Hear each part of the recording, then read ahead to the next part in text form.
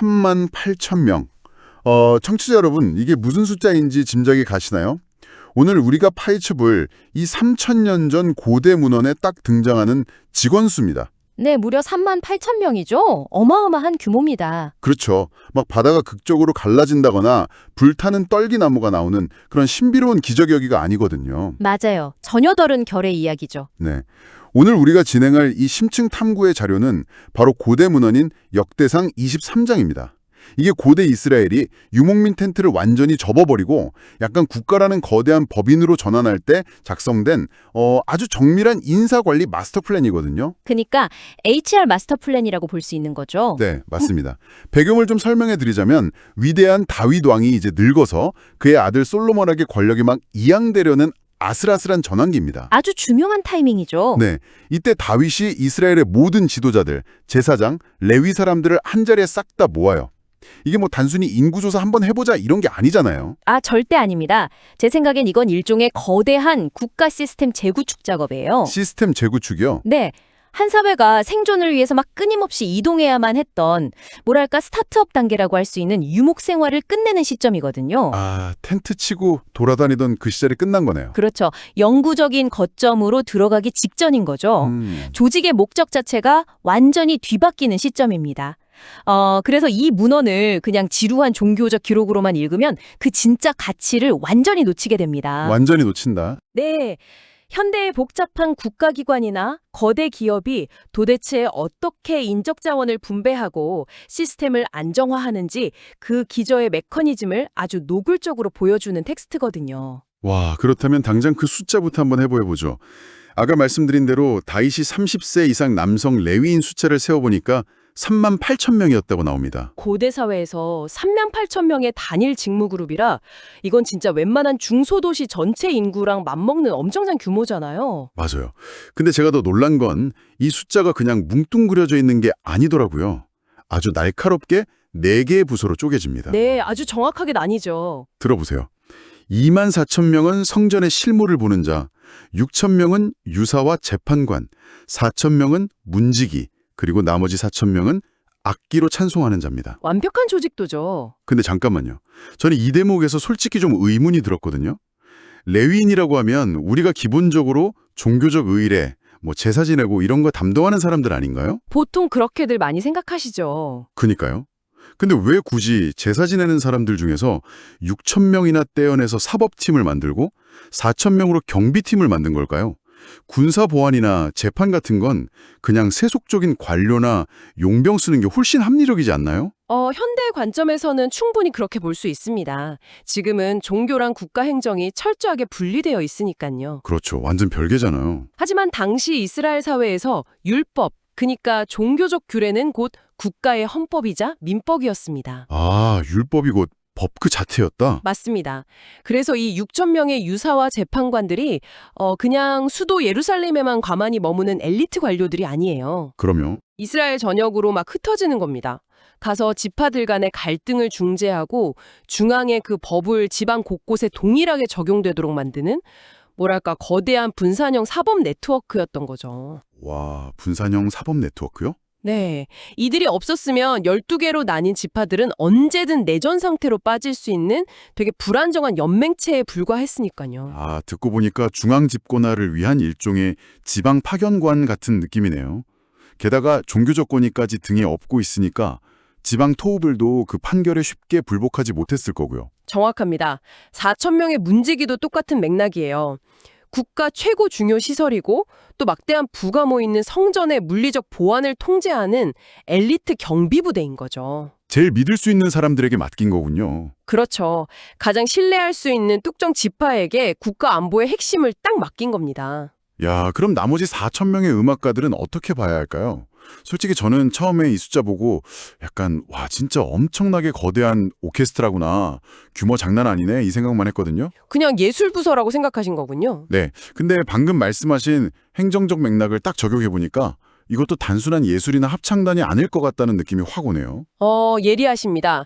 고대 사회에서 무려 4,000명이 동원된 음악부서는요. 오늘날로 치면 국가 주도의 거대한 브로드캐스팅, 즉 방송 시스템입니다. 방송 시스템이요? 4천 명의 레위인이 방송국 직원이라는 말씀이세요? 네, 당시는 문자가 대중화되지 않은 사회잖아요. 백성들에게 국가의 정체성이나 이념을 주입할 수 있는 가장 강력한 수단은 바로 청각적 압도감입니다. 아, 듣고 압도당하게 만드는 거군요. 식적으로 만들어내는 그 웅장한 음악. 이게 백성들한테 우리는 하나의 법 아래 있는 거대한 단일 국가다. 이런 소속감을 아주 뇌리에 각인시키는 핵심적인 심리적 장치였던 거죠. 와, 소리를 통한 국가 통치술이네요. 이거 진짜 대박입니다. 2만 4천 명의 거대한 실무진이 전체 인프라를 돌리고 6천 명이 법을 집행하고 4천 명이 보안을 통제하고 나머지 4천 명이 문화와 이념을 전파한다? 네, 숫자들이 완전히 바르게 보이시죠? 네, 완전히요.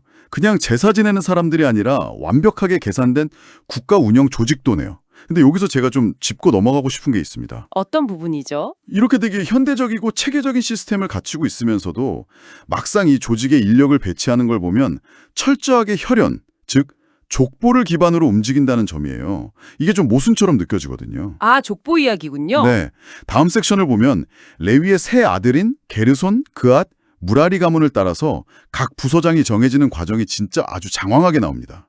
솔직히 읽기 힘들었어요. 하하, 텍스트를 읽는 현대 독자들이 가장 지루해하는 부분이죠. 라단, 시므이, 헤브론 막 이런 이름들이 끝없이 나열되니까요. 맞아요. 그냥 이름 목록 같잖아요. 근데 3000년 전에 이 족보는요, 오늘날 기업으로 치면 법인 등기부 등본이나 직무보 위임장하고 똑같습니다. 등기부 등본이요? 네. 어떤 가문이 어떤 업무를 아주 배타적으로 수행할 권리와 의무를 가지는지 명시해 놓은 강력한 법적 근거 문서인 거예요. 직무가 핏줄로 결정된다니 오늘날 성과주의 관점에서는 참 납득하기 어렵긴 한데요. 근데 또 이 족보의 디테일들을 하나하나 뜯어보면 생각보다 되게 유연하고 실용적인 면도 막 발견되더라고요. 오, 어떤 걸 찾으셨나요? 예를 들면 무라리 자손 중에 엘르아살이라는 사람이 나오는데 이 사람이 아들 없이 딸들만 남기고 죽었다는 대목이 있어요. 아, 그 부분 중요하죠. 그렇죠. 철저한 가부장제였던 고대 사회에서 부서장의 자리가 아들 없이 딱 비어버렸다는 건 해당 가문에 할당된 직무나 토지의 매기, 끊길 수 있는 거대한 시스템의 구멍 아닙니까? 치명적인 위기죠. 당시 시스템상 직무와 그에 따르는 경제적 기반은 철저히 남성 제보를 통해서 상속되었으니까요. 네, 근데 텍스트가 이 문제를 어떻게 해결했는지 아주 덤덤하게 기록하더라고요. 엘라살의 딸들이 삼촌 기스의 아들들, 그러니까 자기들의 사촌들하고 결혼을 해버렸다고 나오잖아요. 네, 맞습니다. 저는 이걸 보면서 이게 단순히 가족끼리 뭉쳤네? 이런 느낌보다는 어떻게든 가문 외부로 직권이 유출되는 걸 막으려고 한 것 같아요. 맞습니다. 방어막을 친 거죠. 네, 자신들에게 할당된 조직 내의 그 기능, 그 펑션을 유지하기 위한 일종의 합법적인 우회로를 썼다는 인상을 확 받았어요. 개인의 비극 앞에서도 시스템은 어떻게든 굴러가야 하니까요. 와, 정확한 분석입니다. 그 지점이 바로 고대 족보가 단순한 피해 기록이 아니라 철저한 제도적 장치로 기능했다는 증거예요. 가문을 유지한다는 건 단순히 우리 성씨를 보존하자가 아니라 이 거대한 국가기계 안에서 자신들이 맡은 톱니바퀴 역할을 절대 멈추지 않겠다. 이런 사회적 계약의 이행인 겁니다. 제도적 잔치라, 이 족보에서 진짜 절대 지나칠 수 없는 가장 충격적인 반전이 하나 떠오르는데요? 모세 가문 이야기 하지 않은 거잖아. 네. 청취자 여러분, 이스라엘의 역사에서 솔직히 모세를 능가하는 인물이 있습니까? 이집트에서 그 노예들을 다 끌고 나와서 국가의 기틀을 다진 사실상 이 거대한 이스라엘 법인의 1대 CEO 아닙니까? 최고의 영웅이죠. 건국의 아버지고요. 그렇다면 상식적으로 이 거대한 인사 마스터 플랜의 최상단, 최소한 이사회 의장 자리는 모세의 직계 자손들이 딱 차지하고 있어야 되는 거잖아요. 보통의 역사라면 당연히 그렇겠죠. 근데 이 족보를 보면 모세의 아들들인 게르솜이랑 엘리에셀은요, 그저 레위 지파 중에 기록되었다 이렇게 대충 처리됩니다. 그냥 평사원 그룹에 묶여버린 거예요. 맞아요. 아주 평범한 실무진으로 들어가죠. 반면에 모세의 형이었던 아론, 그 형과 자손들은 영원토록 지극히 거룩한 자가 되어서 여호와 앞에 분향하고 축복하는 그 최고의직을 영구적으로 독점하게 됩니다. 최고 제사장직을 다져간 거죠. 솔직히 이거 모세 가문 입장에서 보면 거대한 권력 다툼에서 밀려난 숙청의 결과라고 해석할 수도 있지 않나요? 아니 왜 창업주의 자식들이 권력을 세습하지 못한 겁니까? 매우 날카롭고 또 중요한 의문입니다. 사실 고대의 거의 모든 국가에서는 위대한 영웅의 후손이 당연히 권력을 세습하거든요. 그게 권위의 정당성을 확보하는 제일 쉬운 방법이니까요. 그러니까요. 피를 이어받았으니까 내가 왕이다 이거잖아요. 네, 하지만 이 텍스트는 의도적으로 그 보편적인 공식을 완전히 파기해버립니다. 이것은 무슨 권력 투쟁에서 밀려난 숙청이라기보다는 개인의 카리스마에 의존하던 체제에서 드디어 제도와 역할 중심의 체제로 넘어가는 그 거대한 설계의 흔적으로 봐야 합니다. 아, 모세라는 개인의 엄청난 후광을 시스템에서 아예 도려냈다는 뜻인가요? 네, 그렇습니다. 만약 모세의 자손들이 이스라엘의 그 최고 종교적 행정적 권력을 다 독점했다면 이스라엘은 영원히 모세 왕조라는 어떤 개인의 카리스마에 묶여버렸을 거예요. 시스템이 아니라 사람을 보게 되니까요. 그렇죠. 지도자의 카리스마는 건국 초기, 그 스타트업 단계에서는 생존을 위해 필수적입니다. 하지만 이제 시스템이 고도화되는 정착기에는 그게 오히려 독이 되거든요. 와, 진짜 일리가 있네요. 그래서 제사를 주관하는 성결함의 직무는 철저하게 형 아론 가문에 귀속시키고 국가 기틀을 닦은 최고 지도자 모세의 가문조차 일반 실무진으로 그냥 편입시켜버린 겁니다. 권력의 사유화를 원천적으로 싹 차단한 거죠. 혈통을 기반으로 역할을 나누면서도 정작 가장 위대한 혈통한테는 오히려 권력 세습을 금지했다. 야, 이거 진짜 엄청난 역설이네요. 정말 놀라운 시스템적 통찰이죠. 영웅의 시대가 끝나고 제도의 시대가 왔다는 걸 이보다 더 명확하게 선언할 수는 없겠어요. 아, 그리고 원문을 자세히 보니까 평사원으로 남은 모세의 아들 엘리에셀한테는 아들이 르하비아 딱 하나뿐이었거든요. 네, 외아들이었죠. 근데 그 르하비아의 자손은 엄청나게 번성했다는 디테일이 굳이 덧붙여져 있더라고요. 이게 권력의 정점에는 서지 못했지만 거대한 시스템 안에서 자신들의 실무적 역할을 막 끊임없이 확장해 나갔다는 뜻이겠죠. 바로 그겁니다. 영웅의 자식들이 묵묵히 실무를 감당했다. 이 사실이 조직 전체에 주는 메시지도 상당했을 거예요.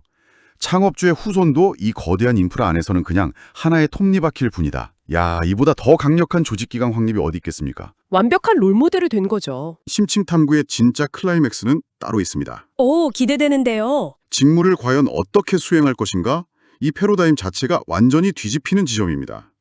다윗 왕이 갑자기 레위인들의 업무 투입 기준 연령을 30세 이상에서 20세 이상으로 팍 낮춰버립니다. 네, 무려 10년이나 앞당겼죠. 그러면서 이렇게 선언하거든요. 하나님, 여호와께서 평강을 백성에게 주시고 예루살렘에 영원히 거하시나니 레위 사람이 다시는 성막과 기구를 맬 필요가 없다. 아주 결정적인 선언입니다. 저는 이 구절 읽으면서 조직의 비즈니스 모델 자체가 아예 변경됐구나 이렇게 느꼈습니다. 비즈니스 모델의 변경, 와, 아주 적절하고 정확한 표현입니다. 이 선언은 유목시대의 종말이자 정착시대의 완성을 알리는 거거든요. 다윗이 언급한 평강, 그리고 영원히 거하심, 이 단어들에 우리가 집중해야 합니다. 평강과 정착이요? 과거 광야 시절에는요, 이들의 핵심 미션이 무거운 성막 텐트랑 각종 기구들을 신속하고 안전하게 딱 해체해서 어깨에 메고 다음 목적지로 이동하는 거였어요.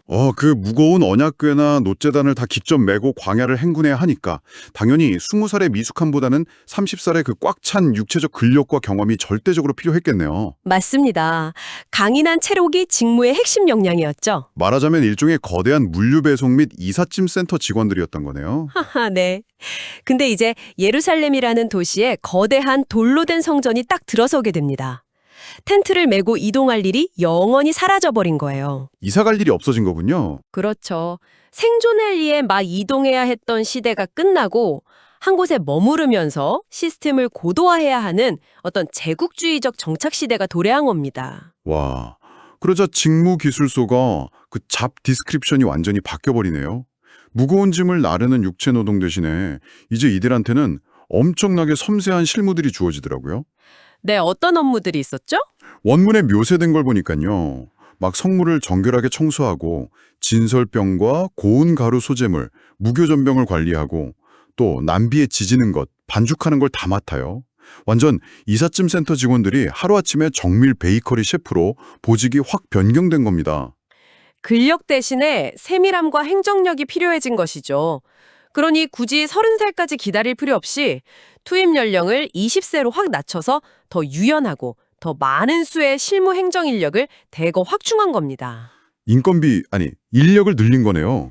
네, 매일 아침 저녁으로 그리고 안식일과 절기에 맞춰서 정확한 타이밍에 막 의식을 치러내야 하잖아요. 그 끝없는 일상의 반복을 감당할 거대한 인력이 필요했던 거죠. 아, 진짜 완전히 이해가 됩니다. 근데요, 그 수많은 새로운 업무 리스트 중에서 재문을 진짜 가장 강렬하게 사로잡은 건 따로 있었습니다. 어떤 업무였죠? 바로 모든 저울과 자를 맞는다. 이 구절입니다. 아니 솔직히 제사장이나 레위인들이 도대체 왜 자와 저울을 관리합니까? 도량형의 표준을 맞추는 건 당연히 시장에서 상인들이나 무슨 상무부 같은 경제부처가 해야 할 일 아닌가요? 전혀 어울리지 않는다고 느끼신 거군요. 그니까요. 종교 텍스트에 갑자기 도량형 품질관리원 이야기가 튀어나오는 게 저는 너무 뜬금없게 느껴졌거든요. 현대인에게는 충분히 뜬금없어 보일 수 있습니다. 하지만 고대 국가의 작동 원리를 이해하는 가장 핵심적인 키워드가 바로 그 저울과 자입니다. 저울과 자가 핵심 테마라고요? 네, 생각해보세요. 유목 생활에서는 복잡한 상거래가 별로 없습니다. 근데 도시에 정착을 하고 농업과 무역이 중심이 되면 경제 규모가 진짜 폭발적으로 커지잖아요. 이때 시장 경제를 지탱하는 가장 근본적인 인프라가 뭐라고 생각하시나요? 서로 속이지 않는다는 신뢰? 그러니까 내가 산 1kg짜리 밀가루가 진짜 정확히 1kg이 맞다는 보장 같은 거 아닐까요? 바로 그겁니다. 고대 사회에서 도량형을 속이는 건요, 경제 근간을 뒤흔드는 가장 큰 범죄로 취급됐습니다. 아하. 국가가 백성들에게 경제적 신뢰를 확실히 주기 위해서 가장 거룩하고 또 절대적으로 신뢰할 수 있는 기관인 성전에다가 그 도량형의 절대적 원기를 보관하고 철저하게 관리하게 한 겁니다. 와, 대박. 단순히 영적인 예배만 막 드리는 게 아니라 우리의 실은 1g의 오차도 허용하지 않는 아주 공의로운 분이다. 이런 종교적 이념을 시장 경제의 한가운데로 확 끌고 들어온 거군요. 네, 완벽한 통찰입니다. 이 변화가 시사하는 바가 진짜 엄청나요. 유목시대의 종교적 헌신이 무거운 짐을 짊어지고 땀을 뻘뻘 흘리는 어떤 영웅적이고 육체적인 행위였다면요. 네. 이제 정착시대의 종교적 헌신은 매일매일 오차 없이 저울의 눈금을 확인하고 정해진 시간에 딱 반죽을 하고 청소를 하는 그 지루하지만 절대적으로 필수적인 일상의 규례로 그 형태를 완전히 바꾼 겁니다. 생존의 거창함에서 일상의 세밀함으로의 진화다. 야, 정말 통찰력이 팍팍 빛나는 대목이네요. 그렇죠. 사실 청취자 여러분, 우리가 평강이나 안정이라고 하면 그냥 해먹에 누워서 편하게 쉬는 그런 상태를 상상하잖아요. 보통 그렇게 생각하죠. 아무것도 안 하는 평화. 네. 근데 이 문헌이 말하는 정착기의 평강이란 그저 아무것도 안 하는 게 아니네요. 매일매일 저울과 자를 정밀하게 맞추고 새벽과 저녁의 루틴을 한치의 오차도 없이 지켜내는 그런 고도의 관리 상태를 의미했던 겁니다. 정확합니다. 안정을 유지하는 데는요, 이동할 때와는 전혀 다른 차원의 엄청난 에너지가 꾸준히 들어가는 법이니까요. 아, 청취자 여러분. 오늘 우리는 이 3000년 전 고대 이스라엘이라는 한 국가가 전환기를 맞아서 어떻게 조직의 패러다임을 싹 바꿨는지 아주 심층적으로 파헤쳐 보았습니다. 네, 아주 흥미로운 여정이었죠. 처음엔 그저 되게 복잡하고 지루한 인구조사나 족보로만 보였던 역대상 23장이 사실은 권력을 어떻게 분산시키고 또 인력을 어떻게 재배치하며 조직의 목표를 어떻게 변화시켜야 하는지 보여주는 아주 날카로운 마스터 플랜이었습니다. 맞습니다. 자, 그럼 이 이야기가 단순히 그냥 고대의 기록으로만 끝날까요? 저는 오늘 청취자 여러분의 삶과 비즈니스에 이 텍스트가 던지는 메시지가 아주 명확하다고 생각합니다. 전적으로 동의합니다. 우리 개인의 삶이나 기업의 역사에도 반드시 유목의 시기가 있거든요. 치열한 스타트업 시기 같은 거죠. 네, 무조건 생존해야 하고 무거운 텐트를 내 어깨에 직접 메고 밤낮 없이 뛰어다녀야 하는 그런 시기요. 그때는 당연히 30세 이상의 육체적 힘, 즉 특정 소수 정예에 아주 강력한 드라이브가 필요합니다. 돌파력이 필요하니까요. 하지만 조직이 성장하고 혹은 개인의 삶이 어느 정도 딱 궤도에 올라서 아까 말한 정착과 평강의 시기에 접어들게 되면 시스템 전체를 다시 짜야 합니다. 여전히 어깨에 막 무거운 짐을 메고 땀 흘리는 방식으로는 그 고도화된 정착기를 버틸 수가 없으니까요. 맞습니다. 영웅적인 리더십이나 내 몸을 혹사하는 그런 방식에서 벗어나서요. 이제는 일상의 저울과 자를 아주 정밀하게 관리하고 시스템과 루틴이 알아서 착착 굴러가도록 20세 이상의 더 넓고 유연한 관리 인력들을 배치해야 합니다.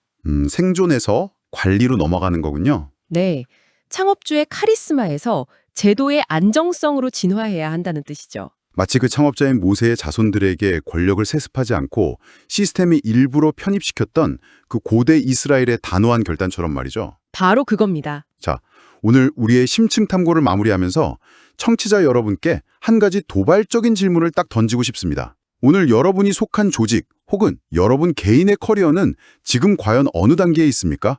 무거운 텐트를 해체해서 막 어깨에 메고 달려야 하는 거친 광야의 시기입니까? 아니면 이미 도시에 정착해서 저울의 0점을 맞추고 매일매일의 루틴을 세밀하게 관리해야 하는 시기입니까? 아주 중요한 질문이네요. 혹시 이미 상황은 완전히 변해서 예루살렘의 평강에 도달했는데도 불구하고 그저 과거에 성공했던 방식이 익숙하다는 관성 때문에 여전히 땀을 뻘뻘 흘리면서 이제는 불필요해진 무거운 성막 기둥을 어깨에 짊어지고 살아가고 있지는 않으신가요? 아, 뼈 때리는 질문입니다. 이제는 그 무거운 짐을 내려놓고 여러분의 삶의 질서를 정밀하게 재어줄 나만의 저울과 자를 손에 쥐어야 할 때일지도 모릅니다. 오늘 심층 탐구는 여기까지입니다. 여러분만의 올바른 저울을 찾는 하루가 되길 바라며 저희는 다음 시간에 더 깊고 흥미로운 이야기로 돌아오겠습니다. 청취자 여러분, 감사합니다. 감사합니다.